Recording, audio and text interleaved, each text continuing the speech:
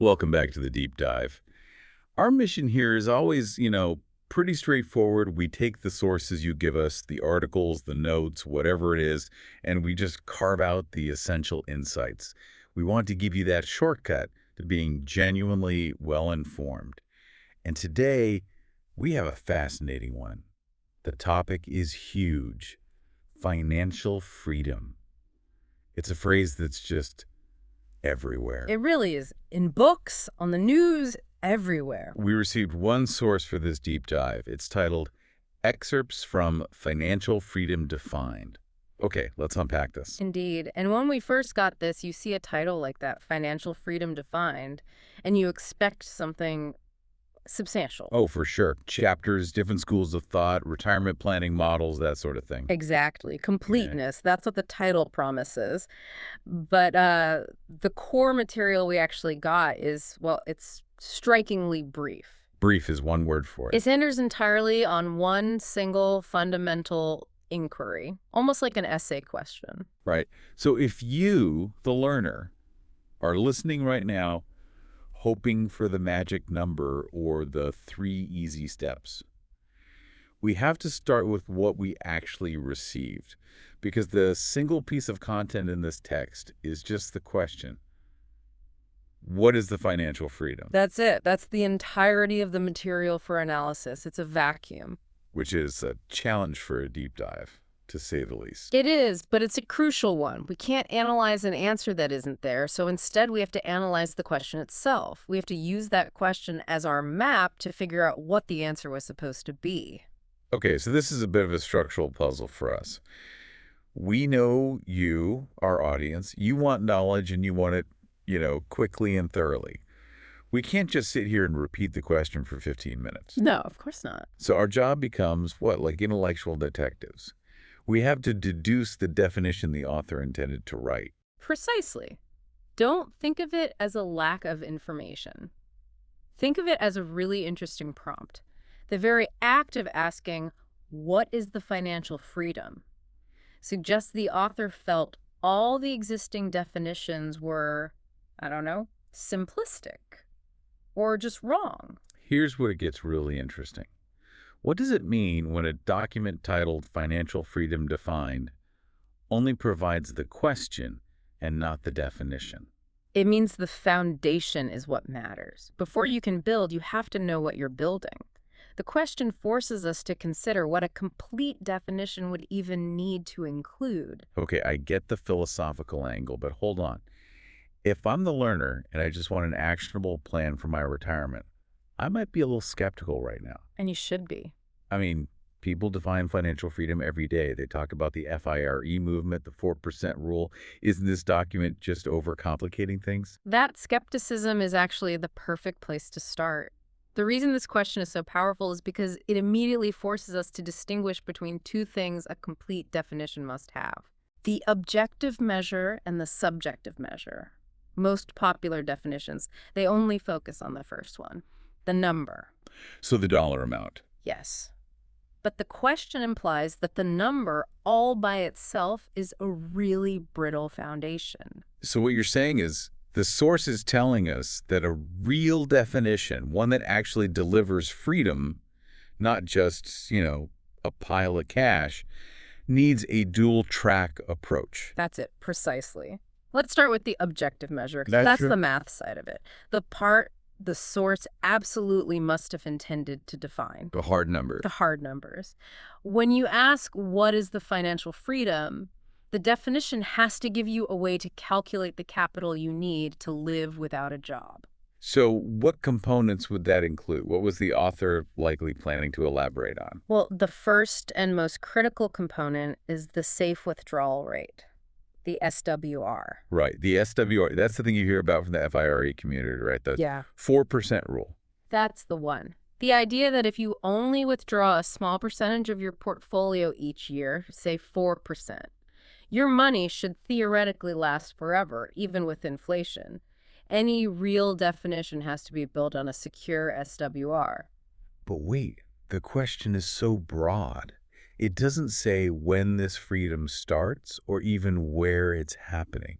And the SWR, It's a great concept, but it's immediately challenged by things like how long you're going to live Longevity risk, and yes. the cost of living where you are. Absolutely. The number you need for financial freedom in, say, New York City is completely different from what you need in rural Iowa. The question forces us to get specific about location and lifestyle, And longevity, especially healthcare. That's a huge variable. a massive one. If your definition assumes a retirement of 30 years, that's one calculation. But today, a 45-year retirement is becoming common. The missing definition must have planned for a dynamic calculation, one that adjusts for medical costs, which, as you know, often inflate way faster than everything else. Okay, so when we look at this question, what is the financial freedom? Through that financial planning lens, it's really forcing us to admit how fragile a single static number is. Yes. They weren't looking for just X million dollars. They were looking for something like X million dollars, adjusted for where I live, guaranteed by a conservative SWR, and hedged against me needing expensive health care for the last 20 years of my life. You've got it. That's the objective side. It feels like being handed a company's mission statement, but none of the financial documents. Hmm? We know the goal, but not the actual mechanics. And for you, the learner, just recognizing the mechanism has to be dynamic, not static. It's a huge insight right there. But the analysis doesn't stop with the objective measures. That simple question also pushes back against a purely mathematical view. It forces us to consider the subjective measure, The human side of it. the human side. If we connect this to the bigger picture of human behavior, why do you see people who hit their number, their objective goal, but they still feel anxious, Yeah, unfulfilled? they're not free. They're not free. This takes us into behavioral finance. The implied definition has to account for psychology, things like your personal risk tolerance, and maybe most importantly, the concept of sufficiency, of enough. Right. What does enough even mean? Is financial freedom just covering your bills?